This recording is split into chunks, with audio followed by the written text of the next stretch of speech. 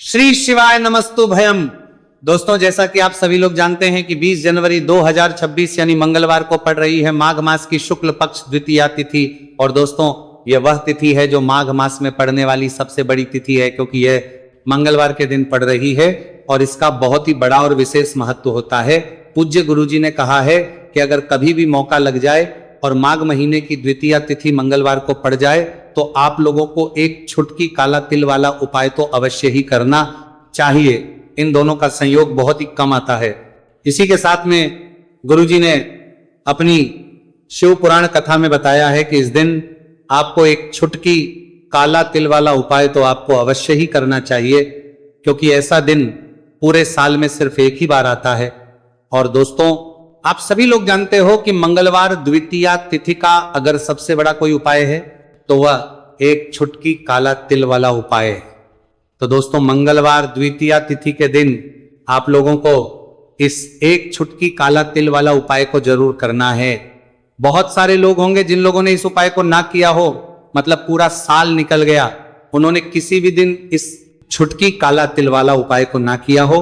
पर दोस्तों, आपके पास एक आखिरी मौका बचा हुआ है, जो कि 20 जनवरी मंगलवार द्वितीया तिथि के दिन है। इस दिन आप लोगों को इस वाले उपाय को जरूर कर लेना है। भले ही आपने पूरे महीने भर इस उपाय को ना किया हो, पर अगर आपने इस महीने के मंगलवार द्वितीया तिथि के दिन अगर इस वाले उपाय को कर लिया तो आपको इस उपाय को करने का वो फल मिलेगा जिसकी आपने कभी कल्पना भी नहीं करी होगी।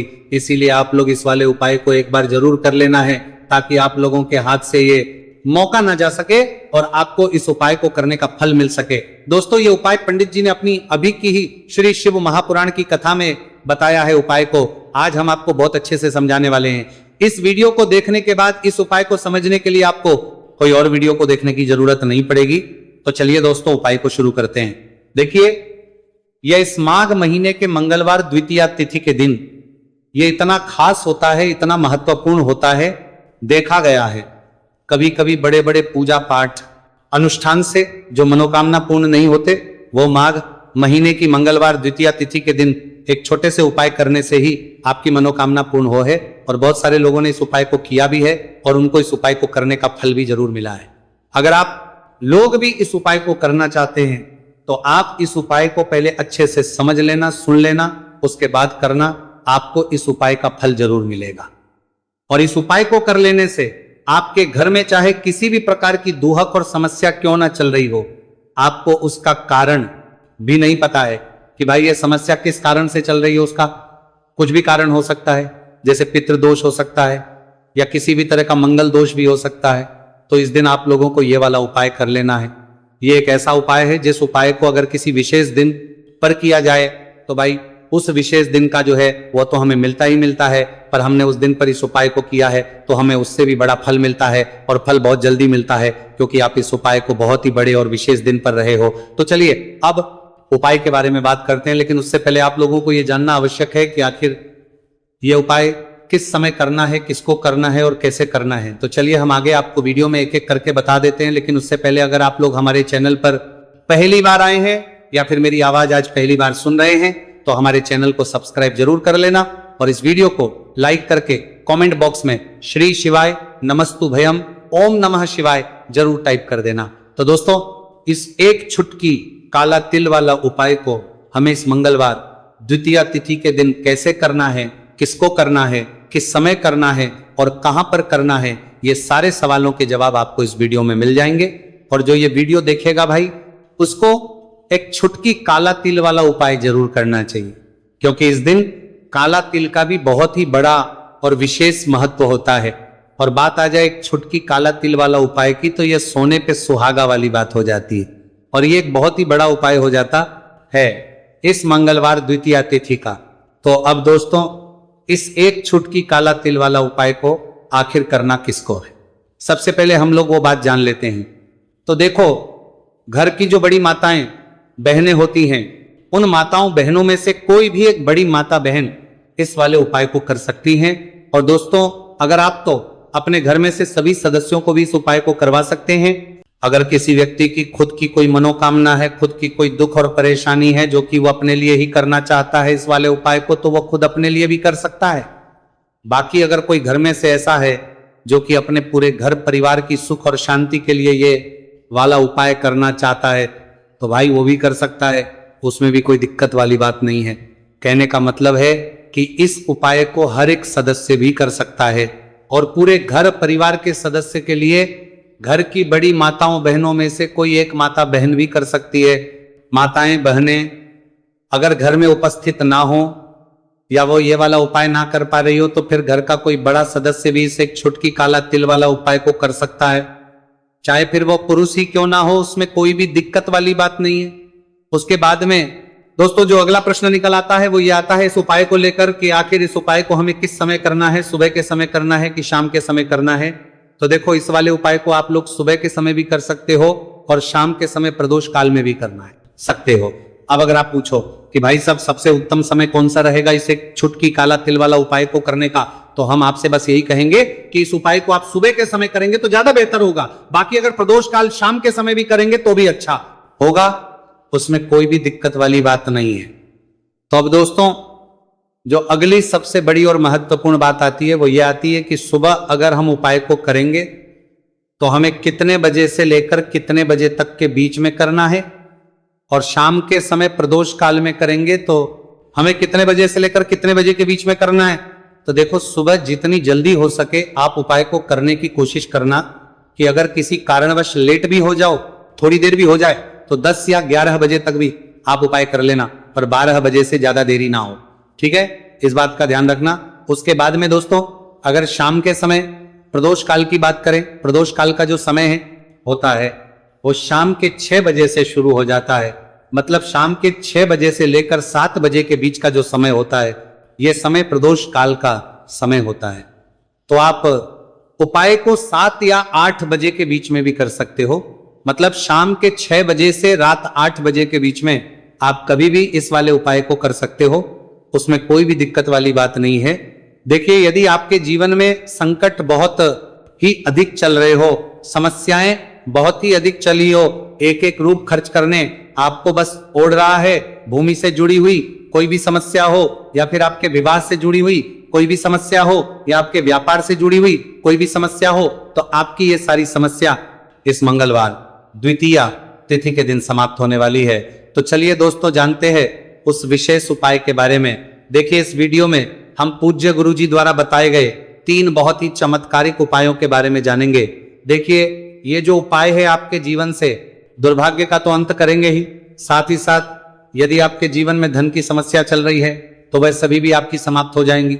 देखिए गुरुजी ने बताया है कि जब भी मंगलवार द्वितीया तिथि का दिन पड़े तो हमें कर्ज मुक्ति के लिए कुछ उपाय करने चाहिए। इसी के साथ हमें धन प्राप्ति, भूमि से जुड़े कार्यों और विवाह के लिए भी उपाय करने चाहिए। तो चलिए दोस्तों जानते हैं गुरुजी द्वारा बताए गए सबसे पहले उपाय के बारे में। देखिए यह उपाय विशेषकर उन लोगों को करना है जिनकी भूमि से जुड़ी कोई भी समस्या चल रही हो, यानी कि उनकी भी जमीन से जुड़ी हुई समस्या चल रही है, यानी कि जो लोग मकान खरीदना चाहते हैं या फिर उनका खेत से जुड़ा कोई भी केस चल रहा है, या फिर जिनके भी विवाह में विलंब हो रहा है, या फिर जिन भी लोगों के जीवन में कर्ज बहुत ही अधिक बढ़ने लगा है, कर्ज जो है वह चुका नहीं पा रहे हैं। तो गुरुजी ने कहा है कि ऐसे लोगों को यह उपाय करना चाहिए। देखिए इस उपाय के लिए आपको थोड़े से काले तिल ले लेने हैं। देख आपको मात्र एक चुटकी काले तिल ले लेने हैं। इसी के साथ में आपको थोड़ा सा शहद ले लेना है। फिर सबसे अंत में आपको एक लोटा शुद्ध जल ले लेना है। तांबे के पात्र के अंदर आपको अपने घर से शुद्ध जल ले लेना है और इन सभी सामग्रियों को आपको लेकर के पहुंच जाना है भगवान शिव के मंदिर में। देखिए पूज्य गुरुजी ने बताया है कि इस उपाय को आप सुबह से लेकर के शाम तक किसी भी समय में कर सकते हैं। देखिए मंदिर पहुंचने के आप जो काले तिल लेकर के गए थे उनमें आपको थोड़ा सा शहद लगा लेना है। देखिए आप जो शहद लेकर के आए हैं उस शहद में आपको ये काले तिल अच्छे से डुबो देना है और शहद से युक्त ये जो काले तिल हैं इन्हें आपको शिवलिंग पर अर्पित कर देने हैं, या फिर आपको शिवलिंग के चारों तरफ अच्छे से काले तिल का लेपन कर देना है। पूज्य गुरुजी ने बताया है कि लेपन करते समय यदि आपके जीवन में कर्ज से जुड़ी समस्याएं चल रही हैं, लेपन करते समय आपको आर्यन मुक्तेश्वर महादेव का स्मरण करना है, या फिर आपके जीवन में विवाह से संबंधित या फिर जमीन से संबंधित कोई भी समस्या चल रही है तो फिर आपको मंगलेश्वर महादेव का स्मरण करना है। इसके बाद जो आप जल लेकर के आए हैं उसे आपको धीरे धीरे शिवलिंग पर अर्पित कर देना है तथा आपको लगातार शिव महापुराण के मूल मंत्र श्री शिवाय नमस्तुभयम इस मंत्र का जाप करते रहना है। पूज्य गुरुजी ने बताया है कि सिर्फ एक मंगलवार द्वितीया तिथि यह उपाय करके देखना और आप स्वयं देखेंगे कि 2 से 3 महीने के अंदर आपके जीवन से जुड़ी हुई जो भी समस्याएं हैं, बस सभी समस्या बहुत ही जल्द महादेव की कृपा से दूर होने लगेगी। तो दोस्तों, इस प्रकार से आपको यह पहला उपाय ना है। अब हम जानते हैं दूसरे विशेष उपाय के बारे में। देखिए, इस उपाय के लिए आपको एक प्यारी सी बेलपत्र ले लेनी है। इसी के साथ में एक लोटा शुद्ध जल लेना है तांबे के पात्र के अंदर, और इसी के साथ में आपको थोड़ा सा शहद ले लेना है। देखिए, मंगलवार का दिन है और मंगलवार द्वितीया तिथि के दिन यदि हम शहद का उपाय करते हैं तो इससे महादेव हमसे बहुत ही अधिक प्रसन्न होकर के हमारी मनोकामना को परिपूर्ण करते हैं। देखिए दोस्तों, यदि आपको बेलपत्र नहीं मिल पाती है तो आप भगवान शिव के शिवलिंग पर जो बेलपत्र छड़ी हुई होती है उसे शुद्ध जल से धो करके उसका उपयोग कर सकते हैं। तो इन सभी सामग्रियों को आपको भगवान शिव के मंदिर में लेकर के पहुंच जाना है। गुरुजी ने कहा है कि इस उपाय को भी आप सुबह से लेकर के शाम तक किसी भी समय में कर सकते हैं। देखिए, मंदिर पहुंचने के बाद आपके पास जो एक बेलपत्र है और बेलपत्र की जो सबसे बड़ी वाली पत्ती होती है और उसकी जो चिकनी साइड होती है उस पर आपको अच्छे से शहद का लेपन कर देना है। यानी कि बेलपत्र की बड़ी वाली पत्ती पर, पूरी पत्ती पर अच्छे से शहद लगा देना है। अब देखिए, ये जो बेलपत्र है इसे आपको अपने सीधे हाथ की हथेली पर रखना है और आपके जो भी कार्य अटक रहे हैं, देखिए बहुत से लोग ऐसे होते हैं जो अपने नौकरी को प्राप्त करने के लिए सालों से तैयारी करते हैं लेकिन उनको नौकरी नहीं प्राप्त हो पाती है। बहुत से ऐसे लोग होते हैं जो बहुत ही मेहनत करते हैं, धन भक्ति के लिए बहुत अधिक प्रयास करते हैं, लेकिन फिर भी उनको धन प्राप्त नहीं हो पाता है। तो गुरुजी ने बताया है कि जब भी आपको अपने कार्यों में सफलता ना मिले तो फिर आपको मंगलवार के दिन इस उपाय को अवश्य करना चाहिए। देखिए, अब आपको जिस भी कार्य में सफलता प्राप्ति करनी है उस कार्य को सफल बनाने के लिए आपको महादेव से प्रार्थना कर लेनी है और फिर ये जो एक बेलपत्र है इसे आपको भगवान शिव के शिवलिंग पर अर्पित कर देनी है। देखिए, बेलपत्र की चिकनी साइड जिस पर आपने शहद लगाए हैं वह शिवलिंग से स्पर्श रहेगी और इसकी जो डंडी है वह आपको जलाधारी की ओर रखनी है। इस प्रकार से आपको यह बेलपत्र अर्पित कर देनी है। अब देखिए, आप जो एक लोटा जल लेकर के आए हैं उसे आपको भगवान शिव के शिवलिंग पर धीरे धीरे अर्पित कर देना है। श्री शिवाय नमस्तुभयम इस मंत्र का जाप करते हुए देखिए, जैसे ही यह जल शिवलिंग से होकर के जलाधारी की ओर बह करके आएगा तो इसे आपको थोड़ा सा अपने सीधे हाथ की हथेली में झेल लेना है। इस जल को आपको अपनी दोनों आंखों पर लगा लेना है और इस जल का थोड़ा सा छिड़काव आपको अपने शरीर पर कर लेना है। पूज्य गुरुजी ने बताया है कि जब भी हम मंगलवार के दिन शहद वाली बेलपत्र शिवलिंग पर अर्पित करते हैं तो इससे हमें महादेव हर कार्य में सफलता प्राप्त करवाते हैं। यदि हमें अपनी मेहनत करने के बावजूद भी पर्याप्त मात्रा में सफलता नहीं मिल पा रही है तो गुरुजी ने कहा है कि आपको मंगलवार द्वितीया तिथि के दिन यह चमत्कारिक उपाय अवश्य ही कर लेना है। अब दोस्तों, हम जान लेते हैं गुरुजी द्वारा बताए गए तीसरे विशेष उपाय के बारे में। देखिए, इस उपाय के लिए भी आपको मात्र एक लोटा शुद्ध जल ले लेना है तांबे के पात्र के अंदर। फिर इसी के साथ में आपको एक प्यारी सी बेलपत्र ले लेनी है।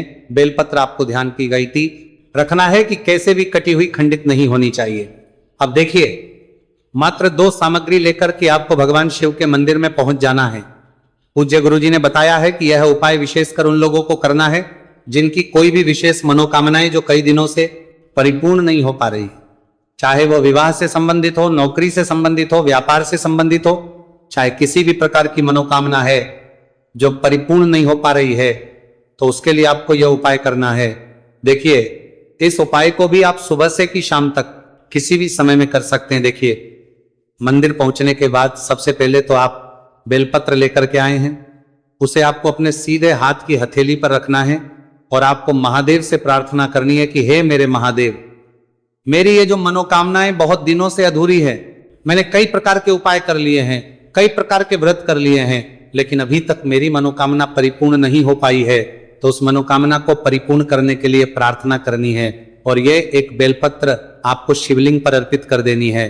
देखिए, बेलपत्र की जो चिकनी साइड है वह शिवलिंग से स्पर्श रहेगी और इसकी जो है वो आपको जलाधारी की ओर रखनी है। इस प्रकार से आपको ये बेलपत्र अर्पित कर देनी है। इसी प्रकार से आपको ये बेलपत्र अर्पित करनी है। अब देखिए, आप जो एक लोटा शुद्ध जल लेकर के आए हैं इसे आपको धीरे धीरे शिवलिंग पर अर्पित कर देना है।